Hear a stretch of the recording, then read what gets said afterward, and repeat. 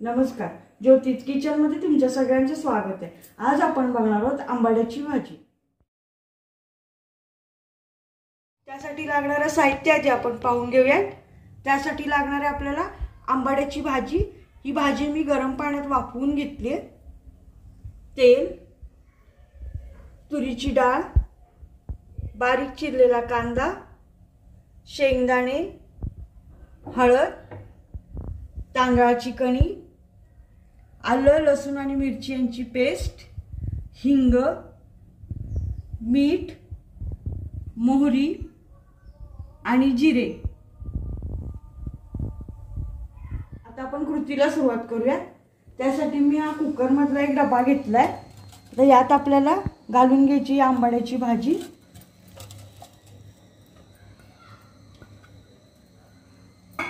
त्यात आपल्याला पुढचं साहित्य घालायचं। तर घालायची आपल्याला तांदळाची कणी,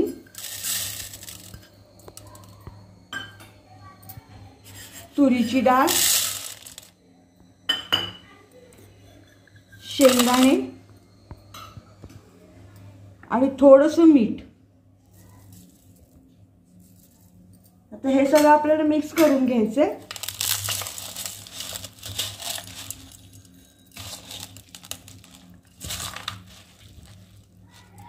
आणि याला आता आपल्याला कुकर मध्ये 2 ते 3 शिट्ट्या देऊन शिजवून घ्यायचं।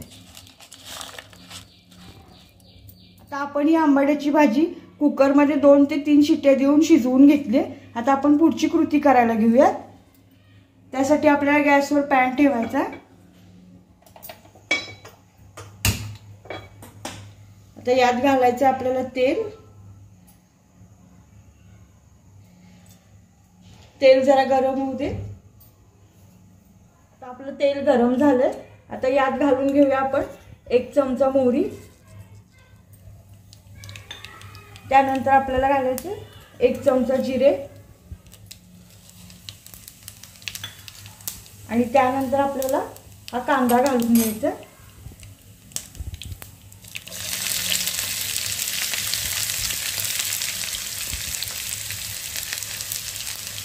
आता यातच आपल्याला घालायचे अर्धा चमचा हळद,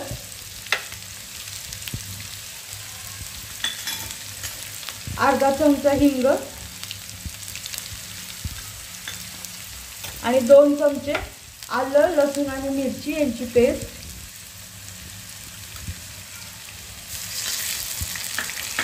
आता हे सगळं आपल्याला छान परतून घ्यायचं। आता आपला कांदा 2 ते 3 मिनिटे छान परतून झाला। आता यात आपण घालून घ्यायची ही आंबाड्याची भाजी।